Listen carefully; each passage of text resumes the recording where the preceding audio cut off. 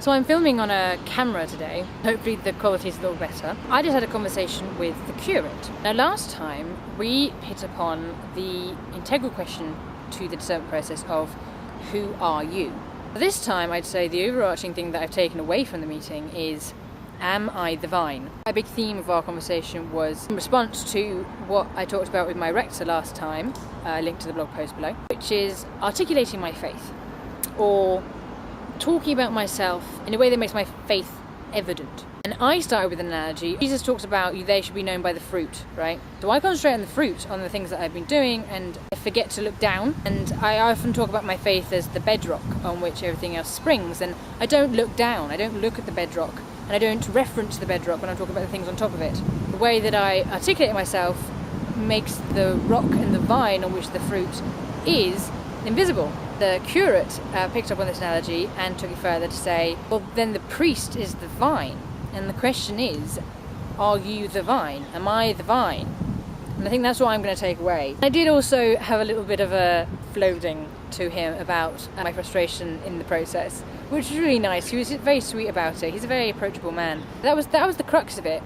Sort of meandered through perception and how, going on from our conversation about identity and who I am, how much our identity is made up of also other people's perceptions of us, because we can never see ourselves physically anyway. We can only ever see pictures of ourselves or our reflection. Only other people truly see us. There's an element of that in inner identity as well as outward appearance. So I'm going to talk to my rector next. Quite a good thing he asked me, which was, what do you want out of this conversation you're going to have with Lucy? More feedback, I think, was something really that came out of my answer. Is I'm hoping that we continue what she started last time, which is giving me actual feedback, which I feel like I need to grow. And also the start of the process, that hopefully I can start to change my perspective on how I behave and how I speak and what I speak about, to the bedrock visible, even when I'm talking about the fruit. And also the curate pointed out that there's also the vineyard as well. That's definitely a big thing in my discernment process, is the fact that I am very focused, and I need, certainly if I'm going to go into priesthood, but in my life and in my calling to be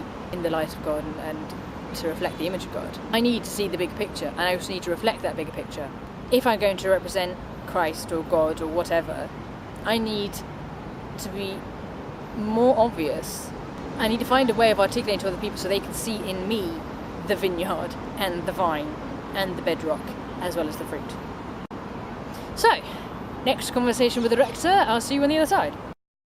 So I didn't get to film after my chat with the rector, so I'll tell you about it now, which is the next day. It was really great. It was really intense, actually. We started with the examen prayer that I've been doing every night, which is a review of the day, letting God show you your day and trying to see your day from God's perspective and see where God was in your day. Which, I did every night, and she wants me to continue doing. I'm finding it a bit more difficult at the moment just because I'm not doing a lot. And of course the point of that prayer was to try and get me to start expressing my faith and talking about things in those terms. There were some interesting moments. Like, there's one moment where I said something to her and then she reflected back what she'd heard, and I was like, okay, as far as I'm aware, what you said you heard is the opposite of what I thought I said. It shows you just how disjointed, disconnected my perception of how I come across I'm talking about my faith is compared to what other people perceive. She was really sweet because she also kept apologising, because she was sort of pushing me when I went less specific or started to become a bit more poetic. She'd sort of grab hold of ideas and make me sort of explore them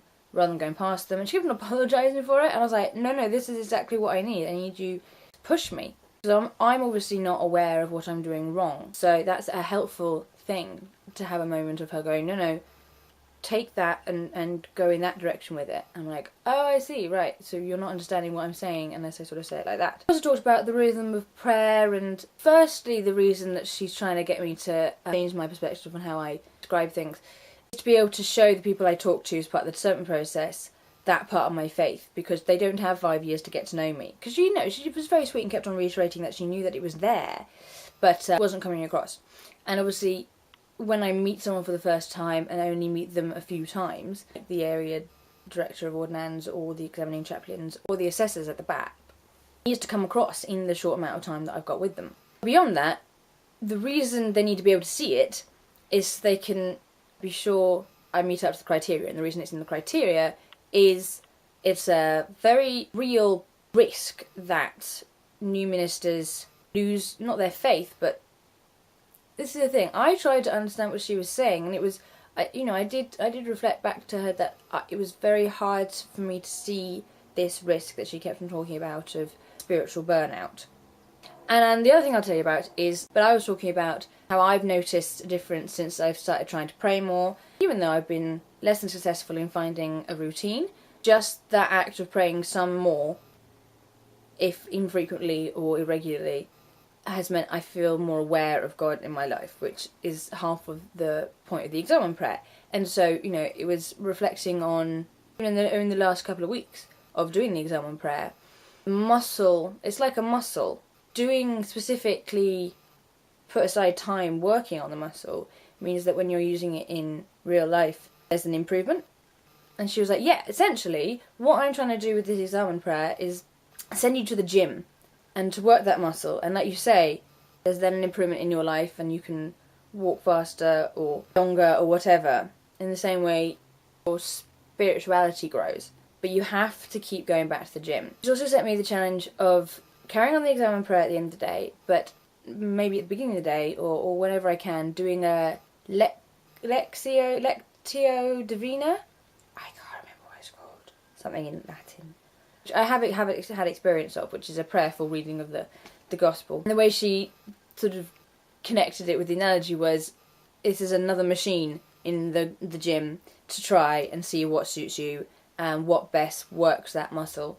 So yeah, it was really fruitful, and I'm seeing her again in another couple of weeks. And I'm seeing the curate in another couple of weeks. I'm hoping that also, because I'm starting to work more in the next... I've got a few gigs coming up.